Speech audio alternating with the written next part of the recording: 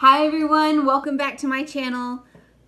It is that time of year again and it's just so exciting. I've been watching so many videos lately of everyone sharing their homeschool curriculum and whatnot, and I finally feel like I have most of our stuff pulled together where I can finally share what we're going to be using this year for the school year of 2018-2019. And just for a little bit of background, I have two girls that I'm homeschooling right now. One is 9 and the other one is 7. However, my 9-year-old will be turning 10 in September. Just to give you an idea of the ages and like the levels that they're at, I've noticed lately, especially, I think that I've really just let go of the idea of grades. People ask what grade my children are in, and I give them the number that they would be in if they were in public school and had they started right at 5 years old for kindergarten. However, I noticed I've just been letting that idea go and really just tailoring it to their needs, which is the whole point of homeschool anyways, is to tailor to your individual child. But I really like the whole grade thing is just it's just something I've let go of almost completely at this point. So I just wanted to mention that really quick and talk about how we've evolved a little bit as homeschoolers. So before I dig into my stack of resources I'm going to show you, I want to give a quick background of what we have been using as far as homeschool curriculum and kind of how things are going to be changing this year. We've always used Build Your Library curriculum. It's a secular literature-based curriculum, which I love. I love the book suggestions. I love the outline that Emily Cook has put stuff in. It really makes it easy to work with. It's really affordable, and it's easy to just modify to your specific needs. I still am going to do that. I bought level 2, and I've been just looking through that and buying some of the spines. However, I'm going to be playing around a whole lot more. When I bought the kindergarten level, or I guess now it would be considered, is it level 0? I can't remember now. It used to be labeled kindergarten, but she seems to have gotten rid of grades as far as organizing the curriculum. But when we did the kindergarten curriculum, I really almost followed it to the letter. That was our first year, and I was homeschooling a kindergartner and a second grader, or around that level. And so I really just followed it to the letter. However, last year I felt comfortable taking some things out, adding some things in, skipping certain things, and then throughout the summer, I've just done that even more so, and I have a feeling that I will just continue to do that throughout this year, really making things my own, making things our own for my kids. So I just wanted to give that as a bit of a background and what we've been using. So with that said, some of the resources you will see come from the Build Your Library list. There'll be spines that we'll be using this year.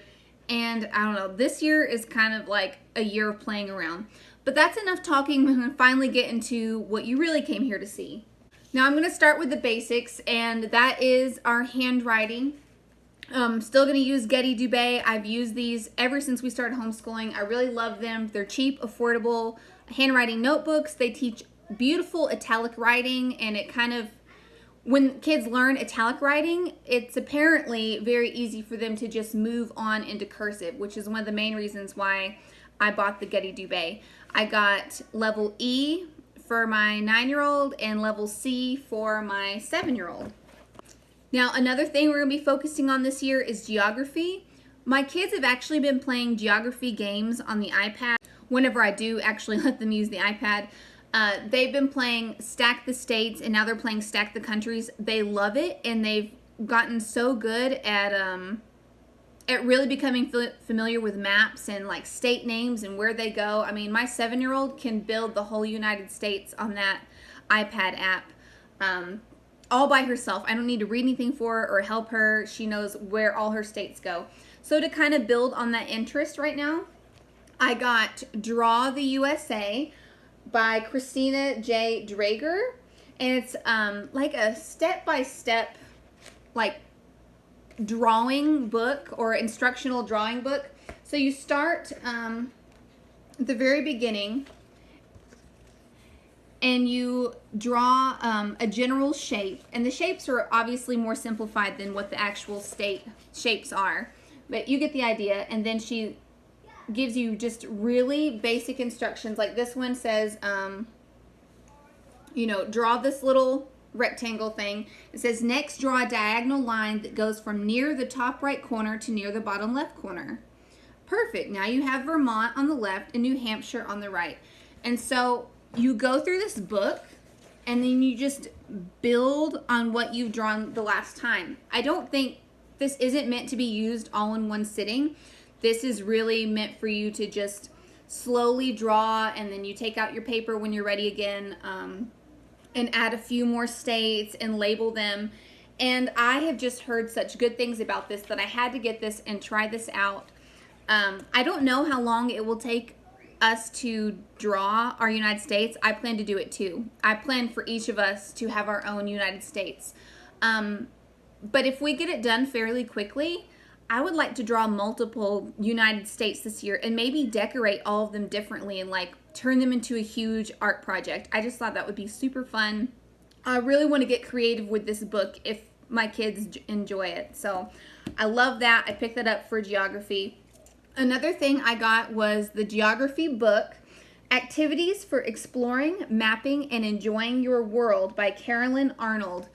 I got this because it is a spine that goes with Build Your Library Level 2.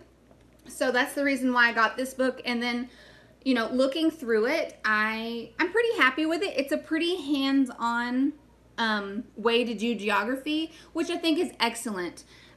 It's just a little intimidating for me, so I'm gonna have to go through our books with lots of activities, and I want to gather a huge wealth of materials before we ever even get started with the first one, because I hate scrambling at the end.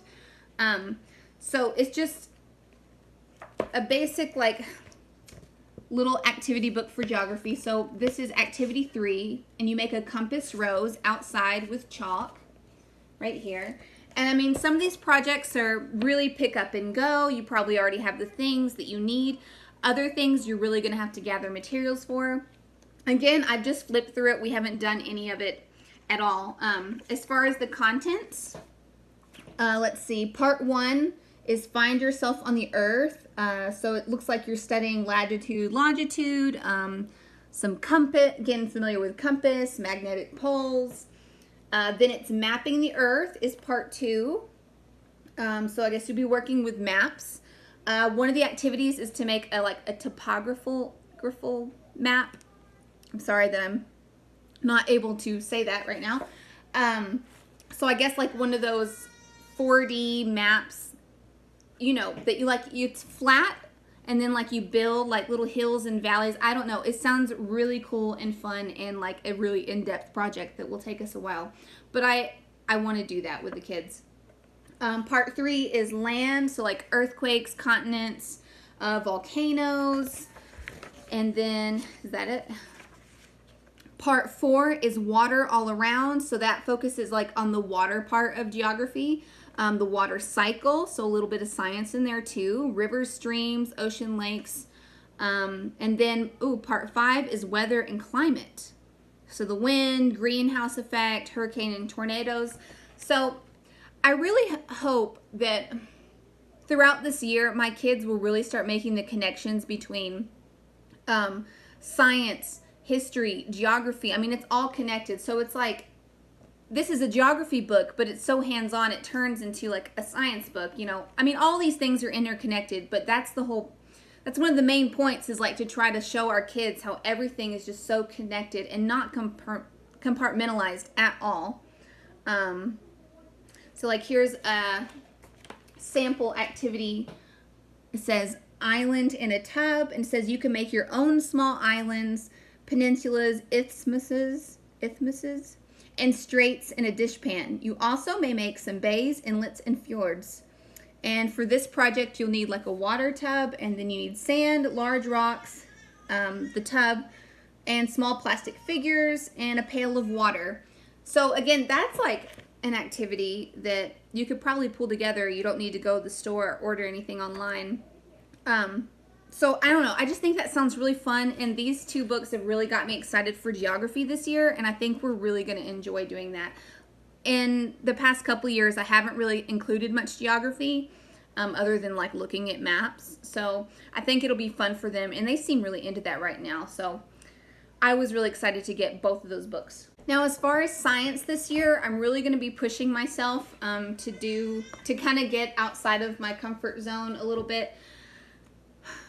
I never thought it would be so hard to do projects, but it is hard when like you kind of fall into this routine and you're like, you're getting stuff done, and then you're like, whoo, I'm done, and then there's science. And my 9-year-old constantly requests more science. She loves looking at things from a scientific point of view. She loves analyzing. She loves talking and discussing.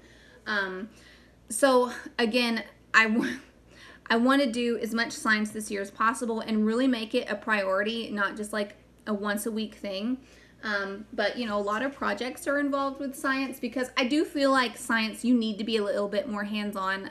I mean, I don't think it works that well to just read and then move on with science, or do a worksheet and then move on. I mean, for us, I think that we need to do a lot of hands-on things. Now, my goal is to, again, finish Real Science Odyssey Life Level 1. I posted a summer update, and I mean, I really haven't got much done since I posted that update, so, you know, maybe I'm probably going to be overwhelming myself this year with our goals of science. The kids are great. It's me that has the issue with like just getting it together. So I want to finish this. And then another science book that I picked up to try, I bought this used off eBay, was Building Foundations of Scientific Understanding, and it's a science curriculum designed for grades kindergarten through 2nd. However, I've read that if your kids are older and you haven't used an approach like this, that you just need to go ahead and get the book for the younger levels and just work through it quickly with your older kids. This just comes so highly recommended that I had to get it. I found it really cheap. Apparently it's sort of labor intensive for the parent, or there's a lot of prep work, but on the secular Facebook groups that I'm part of, every time I would type in the search term science, I mean, this was just had like glowing reviews. If you're willing to put in the work for this, I have heard that this really lays a foundation for scientific thinking and understanding, and it also approaches science like in a Socratic way. Like it's all about questions and really getting them to think, not having right or wrong answers, which I like the idea of, and I like the sound of. So we're gonna work through this. The projects in here from what I've seen, at least in the very beginning, seem to be pretty easy to pull together. It's really more about the discussion that happens as a result of doing like a small little demonstration, more than it is about huge projects or anything. So I kind of like that, and I like the idea of getting them thinking. So we're going to be using both of those books, and then to piggyback off of that, the science this year in Build Your Library is Earth and Space. So I got these two books. These are spines for Build Your Library Level 2, and I will just kind of fit that in as the interest follows. I just wanted, some books to flip through, some picture books for us to discuss. I don't know how much of the Build Your Library science we'll get around to, but I want to have it around just in case. And the truth is, we'll be using books like this in the future anyways, even if we use other resources, because eventually we will come to more, especially space. So I got First Earth Encyclopedia. It's a DK book. And then First Space Encyclopedia. So I'm kind of treating these as extras right now rather than the main thing. But I did want to show you guys those and talk about those for a second. Another thing that we're going to be doing this year is focusing on fairy tales. I have this that I picked up at Barnes & Noble several years ago. And then I also have Medieval Tales That Kids Can Read and Tell by Lorna MacDonald Zarnota. And this is a Build Your Library spine, so that's why I picked this up and wanted to show it to you.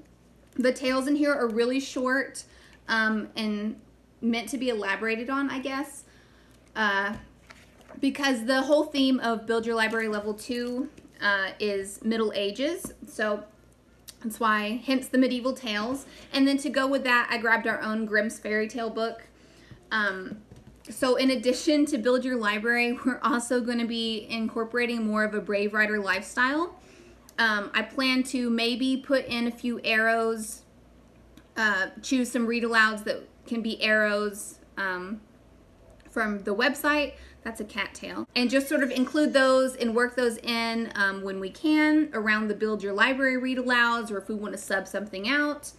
And then, you know, the fairy tales we use for the fairy tale project for the Jot It Down, and really work in like a the brave writer lifestyle around Build Your Library, and just kind of like intermix the two. I plan to do poetry tea time, the fairy tale project, and the Jot It Down. Again, just kind of intermix the two things and kind of, I mean, really just play around and not really follow a strict curriculum. Just really pick what works for us as far as that goes. Now, moving on, something that I want to include in our curriculum, or what we're going to be doing this year, is looking more deeply at religions. My 9-year-old especially is really interested in what other people believe, so I picked this book up to kind of work around and read from. This is just going to stay in our morning basket all throughout the year. But this is The Belief Book by David G. McAfee and Chuck Harrison. And this really comes at the different religious beliefs. It doesn't really cover the different religions themselves, but kind of it touches on myths from each one and why someone might believe that, and kind of like why humans seek out spirituality and things of that nature. So I just thought it'd be kind of cool to play off of this book and just delve more into stuff as it interests us. Of course, the Middle Ages, we're going to be running into some religion because we're going to be using Story of the World, which is right here. I forgot to grab it, so I had to go and get it. As our main history spine, and then we're going to be running into religious beliefs, I know, especially with the Middle Ages. And so I picked up this book, and then probably from the library or other resources, we'll just kind of talk and discuss different religious beliefs like Buddhism, Islam, Christianity, and probably like just like the main ones. But, you know, whatever we run across, we'll talk about, and the different myths and things, and I don't know, just kind of take it from there. But I want this sort of like as a spine to reference and help us critically think about the different religions, you know, and try to just understand, have a general, like, broad scope of understanding. Now, I did want to say a quick disclaimer about Story of the World. This, by many secular homeschoolers, is considered a Christian type curriculum, or religious based. However, if you go to like religious homeschooling Facebook groups or whatever, a lot of those people consider it really secular or neutral. For me, so far, we've only listened and read from ancients, and I didn't really sense a bias yet. However, we will be listening to this mostly. I do have the book as well, but I bought the audio book for Story of the World. We'll be listening to this, and I will be listening to see if I can hear any biases. I've heard it becomes an issue later on in the books beyond ancients, that Story of the World is biased towards Christian beliefs and kind of presents all other beliefs as myth, but as Christian as fact. I don't really want that. However, I've heard that this is a pretty comprehensive, I keep reading and hearing that it's a really comprehensive history curriculum, so I don't want to leave it out completely. We'll just consider this one view of history, and then I will just supplement with other books, and it'll open up room for discussion, and I will be listening carefully for this. If I feel like it sways too much one way or is biased toward a certain belief more than any other, then I might put it aside, but for now I'm keeping it. Okay, so someone needed me, so now Odella will get to be in this video. I'm going to try to give her things to play with. Moving on, for math this year, I think I'm just going to continue with Rightstart, which is what we've used in the past. This is what it looks like. I have a more comprehensive video, and I can link that below if you're wanting to know more about Rightstart. It's really worked very well for my kids as far as really laying a foundation for mathematical thinking. So I don't want to get rid of it. I don't want to use anything else. I did briefly look into using other things, but that's just because I have the baby now, and Rightstart is a really hands-on math curriculum, but it's just too good for me to let go. So I'm just gonna keep chugging along and make it a priority to get math done every day and maybe out of the way first thing. So we're going to be using Rightstart. However, before we get started with our new Rightstart books, which I haven't bought yet, I did get these little math workbooks. See if I can show you. Sort of like as a bridge to gently go into the new school year. Instead of jumping all in, I want to just slowly build back up to, you know, kind of what we were doing last year as far as all the activities and things we do in a day. But these are really cute. They don't have many reviews yet because I think these are brand new. I mean, new math books on the market. I got these from Amazon.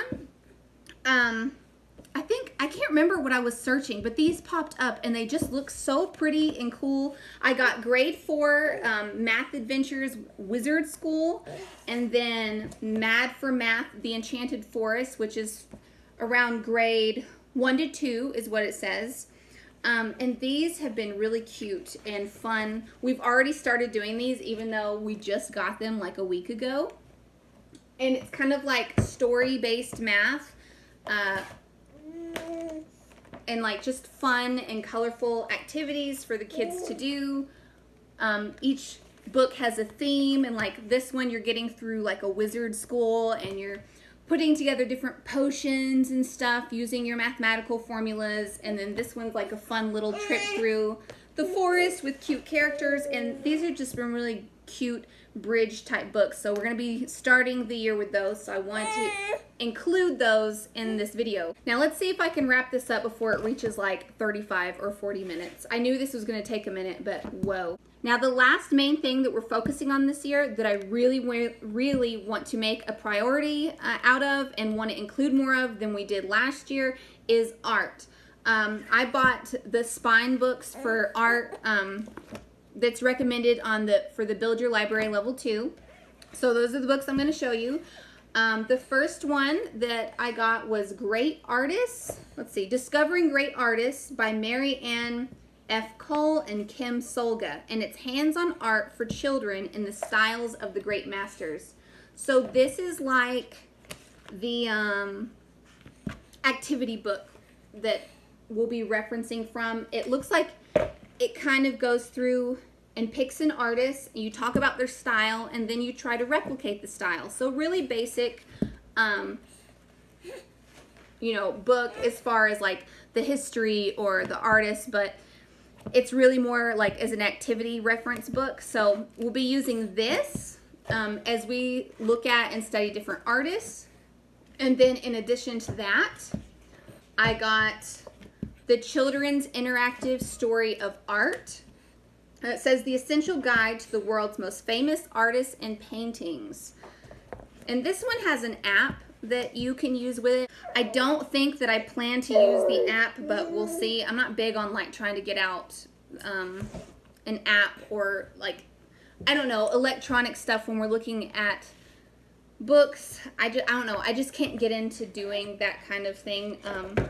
But maybe I will. I don't know. It might come in handy. Someone needed a snack. This book goes through like 9 different artists, and it's sort of like, I mean, just like a picture study and like discussing this different artists and their works and what you think and what the individual paintings were about. So sort of like our art history type book. It'll tie in probably really well with the activity book that we got, the Discovering Great Artists. And then the last art book is Why is Art Full of Naked People by Susie Hodge. This is super cute. I love this so far just from flipping through it. And it's really funny because I think it's just like a neat way to approach art, like just looking through this. It really kind of talks like on a kid's level, you know, why are stick men art? You know, what makes that art? Why is art full of naked people? You know, why does this art so weird? And different like questions like that, and you just sort of base discussions around those different questions. And it has beautiful illustrations and pictures in here of the different art. Like this one, for example, says, but it's a toilet, and it talks about a certain art installation that is a urinal with someone's name painted on it, and kind of like the feelings that different pieces of art will invoke in you, and has, you know, plenty of famous artists in here. So all these art books will just sort of tie together and open up a lot of discussion, I hope, and just I'll probably keep these books out just for us to reference and look at, and hopefully we'll get to a lot of the hands-on activities. I want to make a lot of art this year. I don't want to do like a bunch of craftsy things, like artsy craftsy pre-cut stuff. I want to do real art with the kids while we study and look at these different artists and really get to know their works and things of that nature. So that's like the core of the stuff that we're going to be using. Of course, I did not include all the read alouds we're going to do this year. A lot of those we'll get from the library anyways, and you'll probably see in library hauls or morning basket stuff. But that's the main bulk of what we're doing. We're going to be doing copy work as well, which we did from last year, and maybe I'll kind of make a different video of the schedule that I wrote up, or really it's a routine that I wrote up to kind of follow this year. Yeah, that'll have to be a different video. But I hope you guys enjoyed watching and seeing what me and my kids are going to be using, and I say me as well because I'm going to be learning a whole lot, which is part of what makes this whole homeschooling process so fun. But I hope you enjoyed watching, and I will see you all again really soon.